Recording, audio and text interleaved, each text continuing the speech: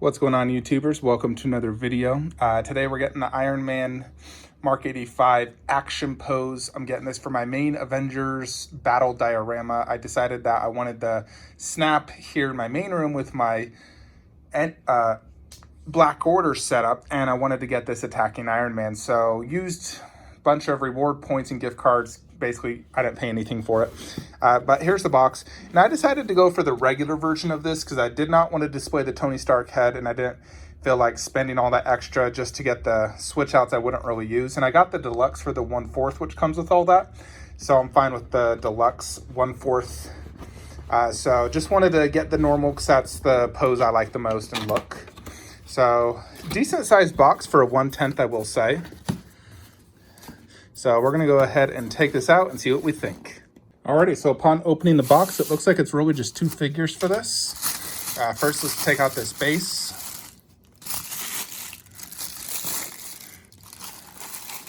So a lot of these Avengers 1/10 bases do that Avengers logo on it, which I think is pretty cool, actually, considering, you know, they destroyed the Tony Stark Avengers Tower. So this has a translucent resin fire base that Iron Man is actually flying out of, which is really cool. Heavy base. Looks great, though, and it is bigger than your typical 1/10 base. I do love that explosion on it. And let's check out Tony Stark, Iron Man. Yeah, there he is. He looks fantastic.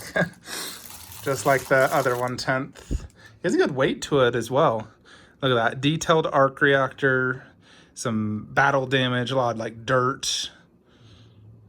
Has a shiny paint look. Gets me super excited for the 1/4 because if the 1/10 can look this good, I can't wait to get the 1/4 version. So this actually has a pretty good weight to it. And isn't it crazy how they can do a detailed arc reactor, but Sideshow can't on their 1/4 or half scale? I mean, Jupiter, freaking Sideshow, up your game already. They use car paint, detailed arc reactors. They look so much better than Sideshow Iron Man's. So this one is a severe lunging pose. So he basically has this big rod right here. As you can see, there's oversprayed paint on it. But it basically just goes inside here, like so. And it is in. And yeah, he's not touching anything. It's simply like that. So let's go ahead and get this in a better position and compare it to the I Am Iron Man. Alrighty, so here is a side-by-side comparison of the two Mark 85s, the I Am Iron Man and the Action Pose one. Then there is the Mark 50 from Avengers Infinity War, which is also Action Pose. That costume is more red, less gold than this one. That one does not have a detailed arc reactor. If you look, it's just white, where this one and this one, they did go the more detailed route. So based off just looking at them both, these two look more premium than that one. Now, I still like that one. It looks good, but these two look higher quality. They have a better paint job, better battle damage. This one in particular has the best base. I love the explosion base, the fact he's flying. He's actually not touching this either. Even though it looks like it could, it is not. It is purely on that peg, and you can't even really see the peg inside. And it feels heavy. I assume the peg is probably going up the entire leg to really give it that, you know, flying pose. So, and it feels big. It has much more presence than the I Am Iron Man one. Obviously, this one, he's bent down, just doing the snap. Now this one has the severe battle damage, and of course the snapping pose with the Stark gauntlet, the Stark head, which I really love. And I think that one's a phenomenal piece. But if you compare just the bases, this one's better for sure, because I love that explosion base, the Avengers logo. This one has more presence, although it's hard to say which one's really better. I think they're about equal. They're both incredibly well done. Obviously, I'm glad I got this Action Pose one. It looks really good. It's a very nice 1/10 scale statue. So let's just dive a little bit deeper into it, though. Like I said, it has the Avengers logo, the explosion base with this rebar popping out. And I love the way they did explosion, how it's translucent, like very see-through at the top. And then it turns into more of a cloud effect, like real fire and cloud. And then the paint job has this really dirty, muddied look. And then of course, like I said, it's the car paint. So it's very shiny. It looks like real metal. I do love the Mark 85 suit. I think it looks fantastic in statue form. You know, just like look at all that extreme detail on a little 1/10. It's crazy. Even the portrait. Very, very good job. And I love the pose, how it's like that flying dynamic pose. I think it looks excellent. So let's go ahead and set it up now in my Avengers actual action battle, because I Am Iron Man is staying in this display with that Thanos, and this one's going to be facing off against the other Thanos. Alrighty, folks. So here we have it. So I tried doing the Trinity right here, but the way Iron Man is angled, it didn't look good. So I decided to place it next to Pepper Potts, because I always remember this scene where they were shooting ki blasts together back to back, and I loved it. And I think it does suit Iron Man right there, being the tallest, you know, with that flying pose, and of Pepper Potts. If you notice, I actually have all the flying poses on the little risers, except for Captain Marvel, no longer have hers, but you can just see her as jumping as well towards Thanos to attack him. But I do love Captain versus Thanos. I think that's the ultimate. Captain Marvel goes great, even though technically that's the Captain Marvel movie version. There's an Endgame version, but she's basically just flying upwards.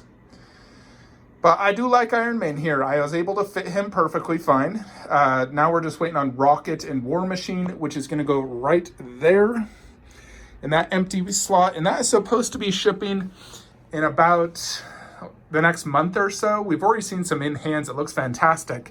So I'm excited to get that.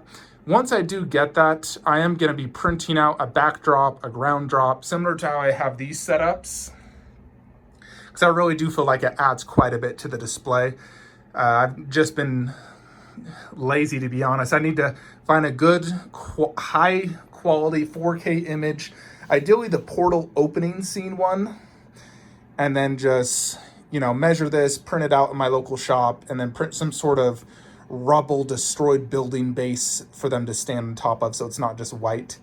So I really do think it, you know, improves the display like that. It looks so cool.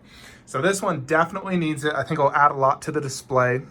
So I will get it done definitely by the time I get Rocket and War Machine. Like for that video, I will have it, and this will be 100% done. But Iron Man looks fantastic. He's definitely very, very welcome in the collection. He looks fantastic. He has a great presence, phenomenal paint job. And it definitely looks better in this display versus the I Am Iron Man. I Am Iron Man goes great with Black Order or just the Thanos snap. But for this particular display, I think the attacking Iron Man is the way to go. So there it is.